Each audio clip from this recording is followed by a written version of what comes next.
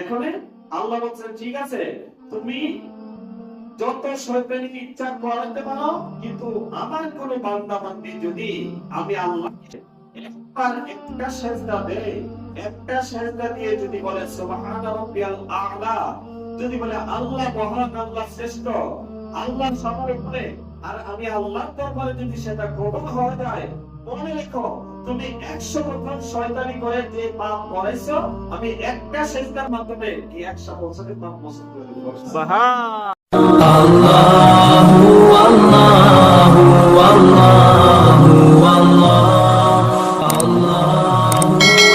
তখন আল্লাহ রাব্বুল আলামিন বলেন ক্বালা ইন্নী আ'লামু মা লা তা'লামুন, ও ফেরেশতারা তোমরা মনে রেখো আমিও তোমাদের সৃষ্টিকর্তা, আমি আল্লাহ যা জানি তোমরা তা জানো না, সুতরাং আমি আল্লাহ যা জানি তোমরা তা জানো না, তোমরা দেখবা এমন এক সময় আসবে তোমরা দেখবে যেরকম ভাবে সর্বপ্রথম আল্লাহ মানুষ তৈরি করছেন হযরত আদম আলাইহিস সালামকে, বলে সুবহানাল্লাহ। আদম আলাইহিস সালামকে যখন আল্লাহ সৃষ্টি করলেন, করার পরে সমস্ত ফেরেশতারা কি বলছিল যে তোমরা তাকে সিজদা করো। মূলত সেটা আদমের ছিল না, প্রত্যেকটা ফেরেশতা সিজদা করেছিল, কিন্তু ইবলিস আজাজিল ইবলিস ওই ইবলিস সিজদা করছিল না। কেন করছিল না? সে বলছে খালাকাল্লাহু মিন তিন আন-নার ওয়া খালাকতাহু মিন তিন, যে আমি হলো আগুনের কালি, কেন তাকে সিজদা করব? এই তার ভিতর যে ফখর আসলো, অহংকার আসলো, এই অহংকারের কারণে সে সিজদা করল না। সিজদা না করার কারণে সে কি হয়েছে? সে মালাউন হয়েছে, মাতৃক হয়েছে। উখরুজ মিন্নি, মালাউন বেরিয়ে যা আমার কাছে, বেরিয়ে যা আমার দরবার থেকে। অথচ আজাজিল একজন সম্মানিত ছিল, কেমন সম্মানিত? ফেরেশতাদের সর্দার ছিল, শিক্ষক ছিল, মুআল্লিমাতুল মালায়েকা, ফেরেশতাদের শিক্ষক ছিল শয়তান। 9.5 লক্ষ বছর ইবাদত বন্দেগী করছে। আমার আপনার কই জোড়া দিলে 9.5 লক্ষ বছর হবে? কই ফিনি জোড়া দিলে 9.5 লক্ষ বছর? 14 থেকে জোড়া দিলে তো হবে না। 9.5 লক্ষ বছর ইবাদত করছে। তখন আল্লাহর সাথে সে গানকারামি করছে। কেমন? যে এরকম যে আমি এতদিন ইবাদত বন্দেগী করছি, আমি কি খামোখায় চলে যাব? আল্লাহ আমি যা করছি এর বিনিময়ে আমারে কয়েকটা জিনিস দিয়ে দিবেন। বলে কি? বলে ঠিক আছে বলো। এক নম্বরে আমাকে কিয়ামত পর্যন্ত দিতে হবে। আল্লাহ বলেন ঠিক আছে দিয়ে দিলাম। দ্বিতীয় নম্বরে আল্লাহ আমাকে এমন শক্তি দিতে হবে, এমন পাওয়ার, আমি প্রত্যেকটা আবেগ সন্তানের রোগে রোগে রক্তের নিয়ে যেন শিরায় উপশিরায় চলাচল করতে পারি। বলেন সুবহানাল্লাহ। এটা যদিও শয়তানের চাওয়া, কিন্তু চাওয়াটা তো কত বড় চাওয়া! একই টাইমে একই সময়ে ওই শয়তান প্রত্যেকটা আদম সন্তানের রক্তের নেই রোগে রোগে চলাচল করার ক্ষমতা থেকে সে পাইছে। আল্লাহ বলছে ঠিক আছে এটাও দিলাম। এগুলি চাওয়ার পরে তখন বলতেছে, এখন আল্লাহর কাছে চ্যালেঞ্জ করে যে আল্লাহ আমি 9.5 লক্ষ বছর ইবাদত করার পরে জাহান্নামের জিঞ্জির যেহেতু আমার গলায় পড়েছি, সুতরাং আমি দেখে নিব আমি যাকে সিজদা করি নাই ওই আদম সন্তান কিভাবে ভালো কাজ করে করে সে জান্নাতে যায়, এটা আমার দেখার আছে। আমি তার জায়গায় জায়গায় রাস্তায় রাস্তায় ঘাটে ঘাটে তাকে ভালো কাজে বাধা দিতে থাকবো। বলে নাউযুবিল্লাহ মিন যালিক। নাউযুবিল্লাহ। এখন দেখেন আজকে একটা পবিত্র রজনী, আমরা কয়জন আছি? কত লোক আছে এখানের মধ্যে? এই মহল্লার মধ্যে অনেক লোক আছে, আমরা কতজন আছি? তখনই আল্লাহ বলছে ঠিক আছে তুমি খুশি? বলে হ্যাঁ আমি খুশি। এখন আল্লাহ বলছেন ঠিক আছে তুমি যত শয়তানি ইচ্ছা করাইতে পারো, কিন্তু আমার কোন বান্দা বান্দি যদি আমি আল্লাহকে স্মরণ করে একবার একটা সিজদা দেয়, একটা সিজদা দিয়ে যদি বলে সুবহান রাব্বিয়াল আ'লা, যদি বলে আল্লাহ মহান, আল্লাহ শ্রেষ্ঠ, আল্লাহ সবার উপরে, আর আমি আল্লাহর দরবারে যদি সেটা কবুল হয়ে যায়, মনে রেখো তুমি 100 বছর শয়তানি করে যে পাপ করেছো, আমি একটা সেজদার মাধ্যমে এই 100 বছরের পাপ মোচন করে দিব। সুবহানাল্লাহ। শয়তান আমাদের প্রকাশ্য শত্রু। ইন্নাহু লাকুম আদুউম মুবিন।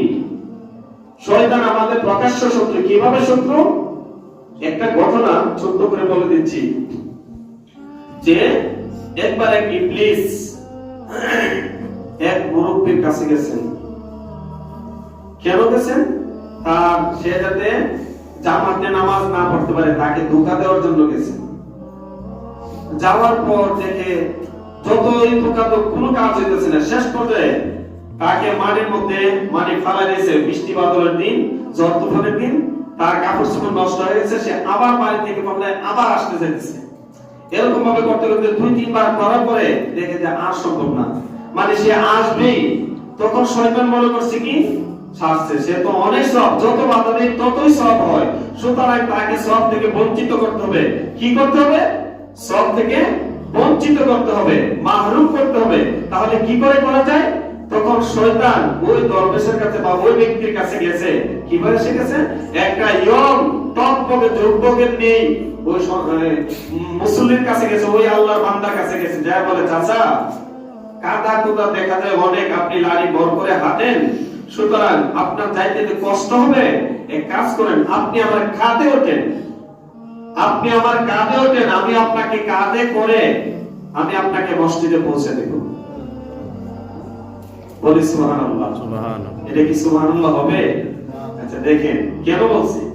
তখন শয়তান মুরব্বি চাচা মনে করতেছে ঠিকই আমি 2-3 বার আসার টাসার করছি, এখন আমি যদি আবার যাই, আবার যদি পরে যাক, সেজন বলতেছে আমি অবশ্যই তাকে দেব। ওই লোকটাকে সে চিনে না, মুরব্বিরে চিনে না ওই লোকটাকে। তখনই বলতেছে যেই কথা সেই কাজ। ওই শয়তান যুবক সেজে, শক্তিশালী যুবক সেজে বলতেছে, চাচা আপনি আমার কাঁধে চড়েন। কাঁধে ওঠেন। কাঁধে উঠলো। শয়তানে করছে কি, ওই কাঁধে করে না মসজিদের মধ্যে একেবারে মসজিদের ভিতরে দরজায় নামিয়ে দিয়েছে। এই কাজটা ভালো কাজ করে নাই? ভালো কাজ করেছে। আচ্ছা শয়তান কি কোনোদিন ভালো কাজ করে? আমাদের ভাষায় দেখতে তো ভালো কাজ, ভালো কাজ না? আমাদের ভাষায় কিন্তু দেখতে ভালো কাজ, কিন্তু মূলত এটা ভালো কাজ না। তখন যখন লামে দিলে বললো, বাবা, বৃদ্ধ লোকটি বললো, বাবা তুমি এত কষ্ট করে আমারে কাঁধে করে নিয়ে আসছো, আমি তোমাকে চিনি না, তোমার একটু পরিচয়টা দাও না, তোমার বাবার নাম কি, তোমার নাম কি? সে বলতেছে, আমার পরিচয় দিয়ে আপনি কি করবেন? আমার নাম ইবলিস, আমার বাবার নাম খবিশ। তোর নাম ইবলিস, তোর বাবার নাম খবিশ। ইবলিসের কাজ হচ্ছে শয়তানি করা। তুই অত ভালো কাজ করলে কিভাবে? আরে বুইরা, আমি ভালো কাজ করি নাই, আমি ভালো কাজ করি নাই। 2-3 বার বাধা দেওয়ার পরেও তোমাকে যখন বাধা দিতে পারলাম না, সাইদিন সবের কাজ আরো বাড়েই বাড়ে, সব খালি ফেরেশতারা লিখতেই থাকে। সুতরাং তুমি যদি কদমে কদমে হেঁটে হেঁটে আসতা, প্রত্যেকটা কদমে 700 গুণ সওয়াব বেশি পাইতা। সুতরাং ওই সওয়াবটা থেকে তোমাকে বঞ্চিত করছি, ওই সওয়াবটা থেকে তোমাকে বঞ্চিত করছি। দেখেন কত বড় শয়তান। সে কি ভালো কাজ করছে? সে ভালো কাজ করে নাই। হঠাৎ করে আমরা শুনলে মনে করি শয়তান যেহেতু নিচে একটা ভালো কাজ করছে। সে কদমে কদমে কাইকে কাইকে সে যে সব বিকল লইল, ওই আল্লাহর বান্দাটা, ওই বান্দাটাকে সব থেকে, কদমের সব থেকে বঞ্চিত করে দিয়েছে। অথচ একটা ভালো কাজ করছে আর অনেকগুলো সব থেকে মাহরুম করছে। এটা তো আর বুইরা বেটা জানতো না, ঠিক না? ওই মুসল্লি জানতো না। তো আল্লাহ রাব্বুল আলামিন আপনাকেও আমাকেও আমাদেরকে যাদেরকে এখানে এনেছেন, আর একটা ঘটনা পাশেই এখানে যে এটা কেমন একটা ঘটনা, এক লোকের ওইখানে এক লোকের একটা গরু মসজিদের ভিতরে ঢুকে গেছে। মসজিদের ভিতরে ঢুকে গেছে, লোকেরা বলতেছে গরুটা মসজিদের ভিতরে ঢুকে গেছে, আপনি গরু কই রাখছেন, পাচ্ছেন কই? এটা ঢুকে গেছে, এটা আওয়াম জিনিস, এটা তো বুঝছে না ঢুকে গেছে। আমরা যে বুঝি, আমরা কি মসজিদে আই? ওই লোকটা উত্তর দিছে, এই পাশের কামে দেখে নামার না বলে আর কি, আমরা বুঝি কেন মসজিদে আই না, এটা বুঝে না কেন ঢুকে গেছে মসজিদে। তো আমাদের বচেরা পুরাতন মসজিদে মনে এমনই হয়েছে ঘটনাটা। এখানে যারা বুঝে না এরা কিন্তু মোটামুটি অনেকে আছে। এরা সবে বরাত কি বুঝে? এরা বুঝে যে আজকে সবে বরাত আমরা মসজিদে যাই, মসজিদে মনে হয় অনেক কিছু পাওয়া যেতে পারে, অনেক কিছু এই তো পাওয়া যেতে পারে। আর অনেকে আছে আমরা জেনে বুঝে আসছি, তো ওই লোকের সাথে তুলনা কি করবো আমি? আর মিনাল জিন্নাতি ওয়ান নাস, জিন শয়তান এখানে খুবই কম, নাই বললেও চলে। এখন আমার ভিতরে যে একটা কুরিপু আছে, শয়তানি আছে, ওইটাকে আপনাকে আমাকে নফসে আম্মারা, ওইটাকে আপনাকে আমাকে পরিশুদ্ধ করতে হবে। এটার জন্য দেখবেন আগে আযান দিলে ঝগড়া বিবাদ যা আছে সব বন্ধ হয়ে যেত। কেন? শয়তান একটা কেউ লাগে, আর ওখানে আযান দিলে আরো বাড়ে, আযান দিলে আরো বাড়ে। পানিতে আগুন দিলে কিন্তু পানি নিবে না, জানেন কিনা জানেন না? পানিতে আগুন দিলে পানি নিবে না। পানিতে আগুন দিবেন দেখবেন, না না না, বেশি আগুন হলে পানি দিলে আরো দাও দাও করে উপর দিকে লাফায় ওঠে। তো এরকম ভাবে অন্ততপক্ষে অনেক মর্মাহত হলাম যে আজকে বছিরা একটা বিশেষ একটা দিন, এই দিনের মধ্যে এতগুলো মুসল্লি থাকা সত্ত্বেও আজকে আমরা যাই হোক। আরেকটা বিষয় হলো, ধানের মধ্যে যদি চাল থাকে তাহলে অল্প যথেষ্ট, ধানের ভিতরে চাল থাকলে অল্পতেই যথেষ্ট। যদি চাল না থাকে, যদি চুষা হয় 1 মণ না 10 মণ হলে কোনো লাভ হবে? এটাতে কিন্তু চাল বাইরে হবে না। যেটার ভিতরে আলি থাকবে, অর্থাৎ ধান চাল থাকবে, ওইটা কিন্তু লাভজনক হয়। এই জন্য আমরা সংকল্প হতে পারি। আমরা তো একটা ক্লাস নিয়ে এসেছি, একটা নিয়ম করে এসেছি যে আজকে লাইলাতুল বরাতের রজনী, আজকে যতটুকু পারি ইবাদত বন্দেগী করব, যতটুকু পারি কোরআন হাদিসের কথা শুনবো, তারপরে আমরা যার যার মতো করে আমরা নামাজ পড়বো, জোহর রোজা রাখবো, দিনের বেলা রোজা রাখবো, এবং আব্বা আম্মার কবর আশেপাশে থাকলে বা যেখানে থাকুক বিভিন্ন কবর জিয়ারত করব, কোরআন তেলাওয়াত করব, এমনি এমনি ভালো ভালো কাজ করব, দান সদকা করব। তো আল্লাহ রাব্বুল আলামিন যে রকম কোরআনুল কারীমের মধ্যে বলছেন, ইন্না আনজালনাহু ফি লাইলাতিন মুবারাকা, বরকত মণ্ডিত একটা রজনীর মধ্যে আল্লাহ রাব্বুল আলামিন কোরআনকে অবতীর্ণ করেছেন। এখানে বলা হয়েছে কোরআনের একটা অংশকে অবতীর্ণ করা হয়েছে। ওই অংশে আজকে রাতে কি হবে আল্লাহ সুবহানাহু ওয়া তাআলা এখানে বলে দিয়েছেন, ইন্না কুন্না মুনজিরিন ফিহা ইউফরাকু কুল্লু আমরিন হাকিম। সূরা দুখানে যে প্রত্যেকটা হিকমতপূর্ণ কাজের ফয়সালা আল্লাহর পক্ষ থেকে ফেরেশতাদের মাধ্যমে করে দেওয়া হবে, বন্টননামা করে দেওয়া হবে। রিজিকের দায়িত্ব একজন ফেরেশতা, মেঘ বৃষ্টির দায়িত্ব একজন ফেরেশতা, তারপরে বালা মুসিবতের দায়িত্ব ফেরেশতা আছে। এরকম ভাবে জিবরিল আমিন, ফেরেশতাদের লিডার হলো জিবরিল আমিন। ওই জিবরিল আমিন সমস্ত ফেরেশতাদের নিয়ে, ফেরেশতার দল নিয়ে আজকে রাতে এই আপনার আমার সম্মুখে যদি দেখা যেত তাদেরকে, তাহলে আমরা বুঝতে পারতাম কতজন ফেরেশতা এসেছেন। কিন্তু কোরআন হাদিসের ভাষ্য অনুযায়ী প্রত্যেকজন ফেরেশতা আজকে সবার কাছে থাকবো। কেন থাকবে? যে তারা কে কতটুকু আল্লাহকে বলে, আল্লাহর দরবারে শুকর আদায় করে। কেমন শুকর আদায় করে? যে ব্যক্তি আল্লাহর দরবারে আল্লাহকে সন্তুষ্ট করার জন্য রুকু করবে, তাদের জন্য শুভ সংবাদ দেওয়ার জন্য। বলেন সুবহানাল্লাহ। যে সিজদা করবে তাদের জন্য শুভ সংবাদ দেওয়ার জন্য। যে ইস্তিগফার পাঠ করবে, অর্থাৎ আল্লাহর কাছে ক্ষমা চাইবে, তাকে শুভ সংবাদ দেওয়ার জন্য। এরকম ভাবে যে রিজিক চাইবে, আল্লাহ তাদেরকে রিজিক বর্ধিত করে দিবে। যে গুনাহ মাফের জন্য চাইবে, আল্লাহ সুবহানাহু ওয়া তাআলা তাকে গুনাহ মাফ করে দিবে। এরকম ভাবে করতে করতে আল্লাহ রাব্বুল আলামিন, আল্লাহ রাসূল সাল্লাল্লাহু আলাইহি ওয়াসাল্লাম বলেন, এই আজকে রাতে যদি কোনো বান্দা যে কোনো জিনিস, বৈধ জিনিস চাওয়ার মতো চাইতে জানে, আল্লাহ রাব্বুল আলামিন সমস্ত কিছু ওই বান্দাকে দিবেন। 2 দিন আগে আর পরে বলেছেন। তাহলে এই রাতটা গুরুত্বপূর্ণ না? আর এর চেয়ে আরো গুরুত্বপূর্ণ হলো যে আল্লাহ রাসূল সাল্লাল্লাহু আলাইহি সাল্লামকে আমরা জানি উনি শাফিউল মুজনাবিন। ওনার সুপারিশ ব্যতীত কোন ব্যক্তি জান্নাতে যেতে পারবে? কোনদিন না। আমাদের নবীর সার্টিফিকেট ছাড়া আমার আপনার নবী, দেখেন আমরা কত সৌভাগ্যবান যে আমি আপনি আমরা কেমন সৌভাগ্যবান নবীর উম্মত, যে নবীর উম্মত হওয়ার জন্য বিভিন্ন নবী রাসূলগণ আল্লাহর দরবারে ফরিয়াদ করছেন।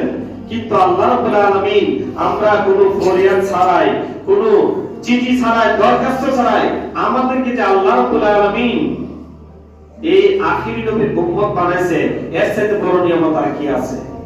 আর কি হতে পারে? আর কোনো কিছু হতে পারে না।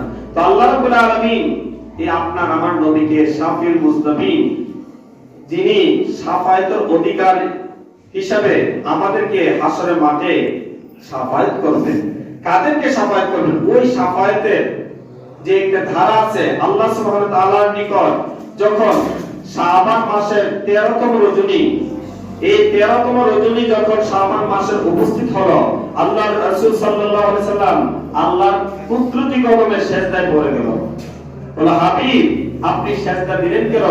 হাবিবের তো একটাই কাজ, রব্বি হাবলি উম্মতি।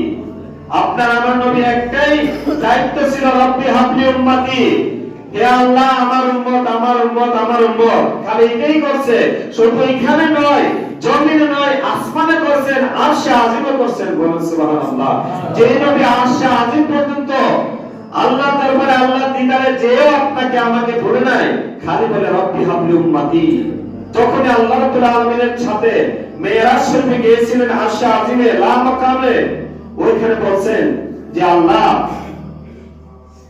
আমরা তো অনেক সময় বন্ধুর বাড়িতে যাইলে কিছু নিয়ে যেতে হয়, কোনো কিছু আত্মীয় স্বজনদের বাড়িতে যাইলে, বিশেষ করে আমরা যখন যাদের মেয়ে আছে, বোন আছে, তাদের বাড়িতে যাইলে কিন্তু আমরা একটা মজা বাগনার জন্য, বাগনের জন্য বা কারোর জন্য নিয়ে যাই হাতে করে, বেশি হোক আর কম হোক নিয়ে যায় না? এটা কিন্তু সুন্নত। আমি যে আপনাকে দাওয়াত করে আমার নিকট এনেছি, আপনি আমার জন্য কি হাদিয়া এনেছেন, কি উপহার এনেছেন? আল্লাহ রাসূল সাল্লাল্লাহু আলাইহি ওয়াসাল্লাম বলেন, আত-তাহিয়াতু লিল্লাহি ওয়াস সালাওয়াতু ওয়াত তাইয়্যিবাত। যখন আল্লাহ সমস্ত প্রশংসা করে দিলেন, আল্লাহ তো খুশি হয়ে গেলেন, আল্লাহ আল্লাহর হাবিবের উপর অনেক খুশি হয়ে গেলেন। খুশি হয়ে বলছেন যে হাবিব, আপনার প্রতি আমি সন্তুষ্ট হয়েছি, সুতরাং আপনি যেহেতু আমাকে দিয়েছেন, আমি আপনাকে উপহার দেব। কি উপহার দেব? আসসালামু আলাইকা আইয়ুহান নাবিয়্যু, আমি আপনার উপর শান্তি বর্ষণ করলাম। বলেন সুবহানাল্লাহ। আল্লাহ রাসূল সাল্লাল্লাহু আলাইহি ওয়াসাল্লাম কিন্তু তখন খুশি হন নাই, তখনও খুশি হন নাই। বলে, হাবিব আপনার চেহারা মোবারক বলেন কেন? আমি বললাম আপনার উপর আমি আল্লাহর পক্ষ থেকে শান্তি বর্ষিত হোক। বলে, রব্বি হাবলি উম্মতি, আমার উম্মতের কি হবে, আমার উম্মতের কি হবে? তখন বললেন, ঠিক আছে, আসসালামু আলাইনা ওয়া আলা ইবাদিল্লাহিস সালিহিন। হাবিব আমি আপনাকে ওয়ালা সাওফা তারদা, সূরা তাহার মধ্যে এসেছেন আয়াতটা, যে হাবিব আপনি যা চাইবেন, যতক্ষণ পর্যন্ত আপনি খুশি না হবেন, ততক্ষণ পর্যন্ত আমি আল্লাহ আপনাকে দিতেই থাকবো। সুবহানাল্লাহ, সুবহানাল্লাহ। তখন আল্লাহ সুবহানাহু ওয়া তাআলা বললেন, আপনার উপর যেমন শান্তি বর্ষিত হবে, ওইরকম ভাবে আমার কোন বান্দা বান্দি অথবা আপনার কোন উম্মত যদি আমি আল্লাহ এবং আপনার প্রদর্শিত পথে পথে চলে, আমি তাদের উপরেও শান্তি বর্ষণ করলাম। দেখেন, আরশে আজিমে যাওয়ার পরেও কিন্তু আপনাকে আমাকে ভুলে নাই, খালি বলছে রব্বি হাবলি উম্মতি। তখন আল্লাহ রাসূল খুশি হয়েছেন, নামাজ দিয়েছে। যাই হোক, ওইটা আলোচনা অন্যদিকে গেছে, কিন্তু অন্যদিকে যাব না। যেটা বলতে চেয়েছিলাম, ওই হাবিব সাল্লাল্লাহু আলাইহি সাল্লাম শাবানের 13 তারিখে যখন সিজদায় পড়লেন, যে হাবিব আপনি আপনার মাথা মোবারক উপরে তুলুন, উপরে উঠান। তখন বললেন যে রব্বি হাবলি উম্মতি, আমার উম্মতের কি হবে? তখন বললেন, আমার বন্ধু, আমার হাবিব, আমি আপনাকে এখতিয়ার দিলাম, 1/3 উম্মতকে, গুনাহগার উম্মতকে আপনার জিম্মায় ছেড়ে দিলাম। বলে সুবহানাল্লাহ, সুবহানাল্লাহ। 14 রজনী যখন আসলেন, আবারও সিজদায় পড়লেন। এখন বললেন যে 2/3, 3 ভাগের 2 ভাগ আল্লাহর পৃথিবীতে যত বান্দা আছে, বান্দি আছে, মানুষ এবং জিনের মধ্যে, বিচার তো তাদেরই হবে। মানুষের মধ্যে যত বান্দা বান্দি আছে, 2/3 অর্থাৎ 3 ভাগের 2 ভাগ আজকের রজনীতে, অর্থাৎ নিসফে লাইলাতুন নিসফি মিন শাবান, নিসফির শাবান অর্থাৎ 15তম রজনীর মধ্যে যখন আবার সিজদায় পড়লেন, তখন আল্লাহ সুবহানাহু ওয়া তাআলা বললেন, হাবিব আমি বুঝে গেছি আপনি কি চান। আপনাকে সমস্ত উম্মতের ইখতিয়ার দেওয়া হলো, আপনি যাকে সুপারিশ করবেন আমি আল্লাহ রাব্বুল আলামিন তাকেই ক্ষমা করে জান্নাত দিয়ে দিব। বলেন সুবহানাল্লাহ। এখন আর 1/3 নয়, 2/3 নয়, একেবারে সম্পূর্ণ উম্মত যা আছে আল্লাহর বান্দা এবং বান্দি, সম্পূর্ণ উম্মত যদি আল্লাহ রাসূল আপনাকে আমাকে সুপারিশ করেন, তাহলে আল্লাহ আল্লাহর পক্ষ থেকে এই নিয়ামতটা আল্লাহ রাসূলকে শাফায়াতে কুবরা দান করেছেন। যেই শাফায়াতে কুবরার উসিলা করে, যেই শাফায়াতে কুবরা উসিলা করে আল্লাহ রাব্বুল আলামিন এর পক্ষ থেকে আল্লাহর হাবিব সাল্লাল্লাহু আলাইহি সাল্লাম আপনাকে আমাকে সুপারিশ করবেন। ওই রকম ভাগ্যবান উম্মত আপনি আর আমি আর আমরা কখন হব? যখন এখন আপনি আপনার সাথে মিলান, আমি আমার সাথে মিলাই, যে আপনার জীবনে আমার জীবনে কে কতটুকু ভালো কাজ করতেছি, কে কতটুকু মন্দ কাজ করতেছি, যে যাই করতেছি না কেন আল্লাহর হুকুমের আগে নয়। আমরা এখানে কত আনন্দের সাথে এসেছি। যদি এরকম ভাবে আমরা প্রত্যেকটা ওয়াক্তের নামাজের মধ্যে মসজিদে আসতাম, আল্লাহ কত খুশি হতো, রাসূল পাক সাল্লাল্লাহু আলাইহি ওয়াসাল্লাম কত খুশি হতো। আমাদেরকে আল্লাহ বান্দা থেকে বন্ধু বানিয়ে নিত। বলে সুবহানাল্লাহ। এটা কি নিত না? অবশ্যই নিত। কেন? নামাজ আপনি আমি মুসলমান না? আপনি আমি মুসলমান, আমাদের প্রথম দায়িত্ব, সবার একটা উদ্দেশ্য থাকে। আল্লাহর একটা উদ্দেশ্য ছিল, আল্লাহ সুবহানাহু ওয়া তাআলার একটা উদ্দেশ্য ছিল যে মানুষ এবং জিন জাতিকে আমি কেন বানাবো?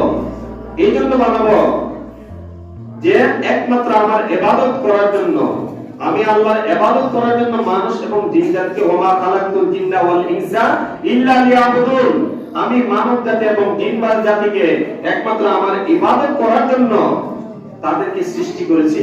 এখন যিনি আমাদেরকে সৃষ্টি